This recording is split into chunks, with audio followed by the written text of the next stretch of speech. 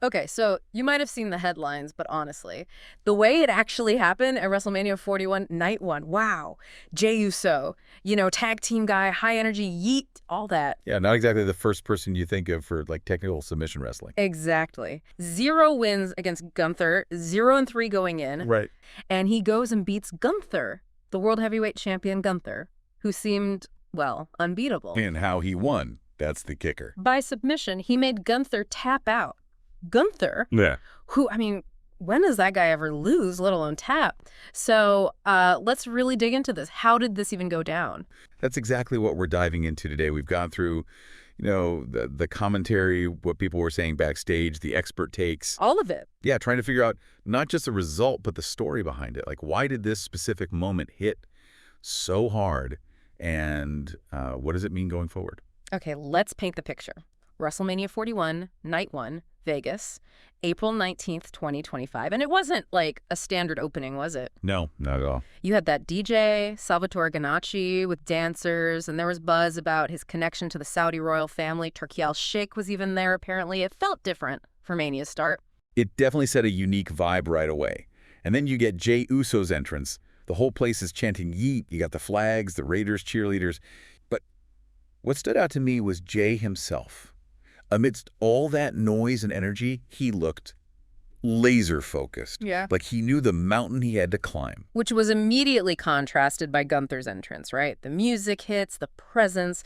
This guy's been champion for 259 days, undefeated against Jey. It felt very much like David versus Goliath. Exactly. Pure dominance meeting, well, hope, I guess. Yeah. And calling it all, you had the usual crew, Michael Cole, Pat McAfee, Wade Barrett on commentary. Setting the stage perfectly. So the bell rings, and what hits you first? Jey didn't wait. He just exploded out of the corner, landed an uppercut early that actually put Gunther down. Yeah. Gunther had to roll out, regroup.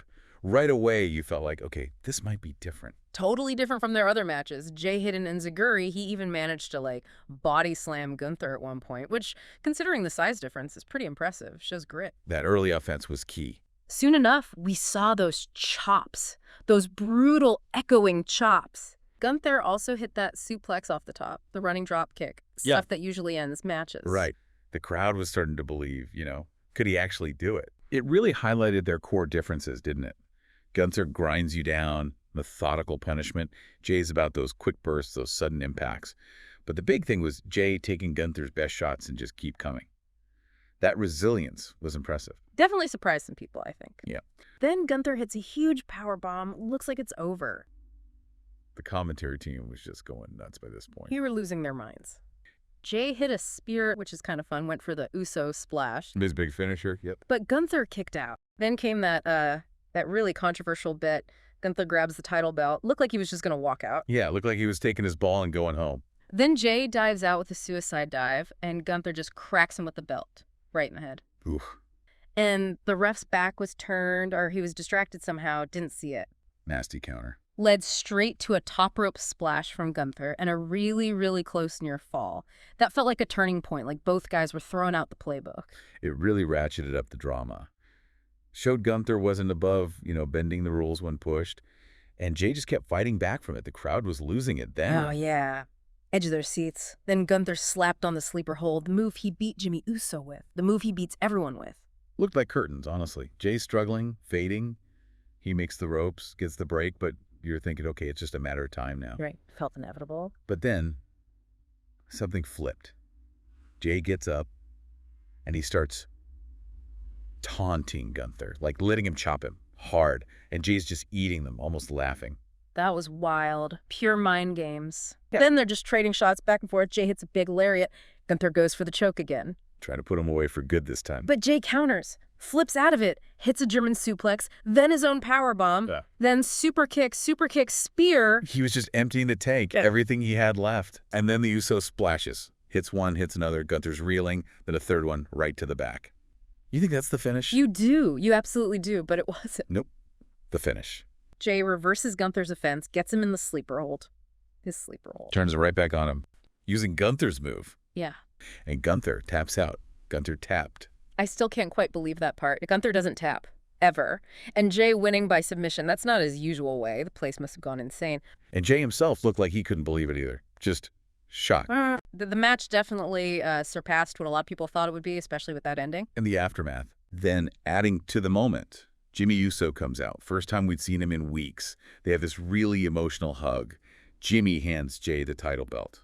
Powerful stuff, given their whole history. Oh, man, that brother moment. That's huge. That's a WrestleMania moment right there. For sure. And only then, after reuniting with Jimmy, does Jey finally turn to the crowd and do the Yeet chant with them. Pure catharsis. Perfect ending. Well, almost perfect. But, not everyone was 100% sold on the finish itself. Some of the post-match chatter we listened to, people felt Gunther tapping out seemed, well, maybe a little unrealistic for his character. That's a fair point. There's always that balance in wrestling, isn't there, between the big emotional story beat and protecting a character's established persona. Did Gunther tapping slightly hurt his unstoppable aura? Some analysts definitely argued that point. Yeah. Oh, and there was that funny little production hiccup during the replays. They accidentally showed graphics for Survivor Series War Games instead of WrestleMania. Uh-huh. Yeah, saw that mentioned. A rare technical glitch on the biggest stage. Happens, I guess. But maybe more significant. Right after the match, Jey Uso was featured heavily in the ads, like an immediate spotlight. They didn't waste any time elevating him, huh? So, okay, Jey's the champ. Was this just like a fluke, a lucky break, or is there a bigger strategy here? What's the analysis saying? Well, the consensus seems to be this was a very deliberate move, a potential career-defining moment they wanted to create for Jey. Now, was the match itself an all-time technical classic? Maybe not for everyone. Some called it fine or good. Maybe not great for a Mania opener. Yeah, I saw some of that. But it did the job it needed to do for the story. The underdog finally slaying the giant. It's a story that always works if you tell it right, and clearly it connected here. And there's that idea that Gunther himself really worked to make Jey look good, helped carry him to that level in the match. That's definitely being discussed. Gunther's a pro's pro. He understands the business. Making Jey look credible, absorbing that offense, taking the clean loss, even the tap out. It suggests he was fully on board with elevating Jey. Makes sense. Okay, so the story was strong, the moment was huge. Looking beyond the match, some analysts, while loving the moment, actually thought the match itself wasn't like an all-time technical classic. Right. Some analysts felt it was maybe a bit underwhelming for a world title match opening WrestleMania, and that Gunther tapping felt abrupt. Unconvincing, even. Yeah, that criticism is out there. Mania title matches carry immense expectations. Yeah. Some might have wanted more of a back-and-forth war, maybe a different kind of finish.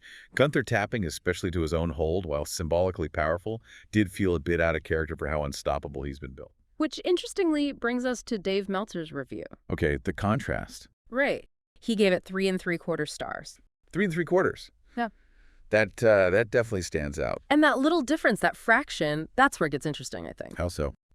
Like, was 4 stars genuinely too high? Ah, right. And 3 felt, I don't know, unfair, too low. Exactly. Suggests a bit of a struggle, maybe. Trying to be really, really accurate. That makes sense. Maybe some parts were genuinely great, 4-star stuff, but other bits dragged it down just enough. Yeah. Which is, a good match, respectable. But his take was different from that immediate emotional high. How so? He saw the result as, well, maybe a bit predictable, designed specifically for that feel-good moment. Jey finally wins the big one. Okay. I can see that viewpoint. And he also felt the match structure itself was maybe a little too familiar, relying on those big finishing move sequences you often see in WWE main events. What do you think leads someone like Meltzer, with all his experience, to see it as predictable?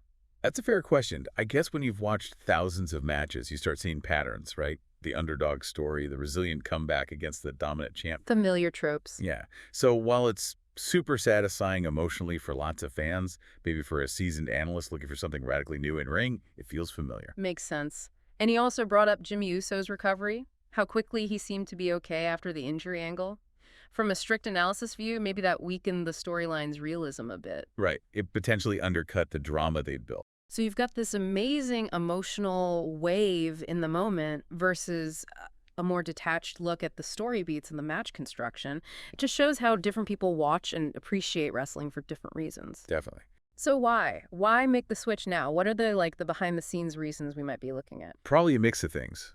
Jey Uso is undeniably popular right now. Hugely over. That Yeet thing is everywhere. March sales gotta be good. Yeah. Exactly. Merchandise, crowd reactions, online buzz, he connects.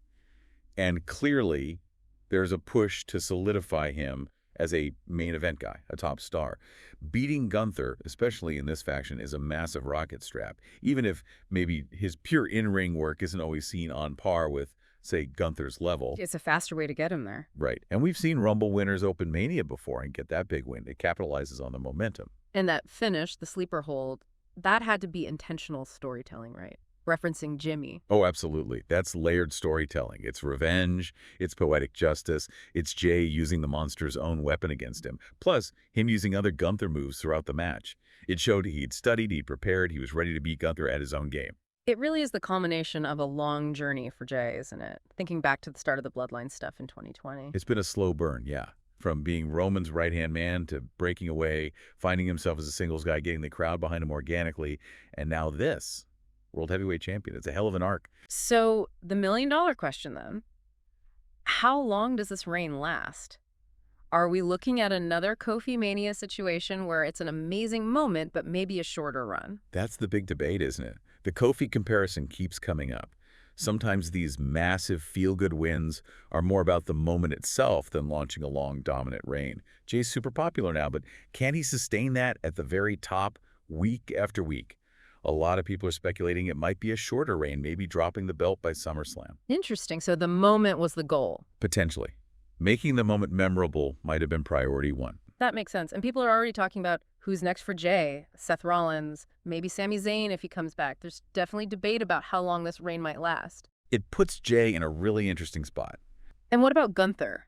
That's 2 Mania losses now in 3 years. For a guy built like an absolute tank, that's kind of surprising. Does it hurt his aura? It could, if they're not careful. Yeah. You build someone up as invincible, losses on the biggest stage chip away at that. Losing to elevate Jey makes sense in isolation, but yeah, consecutive Mania losses isn't ideal for the ring general.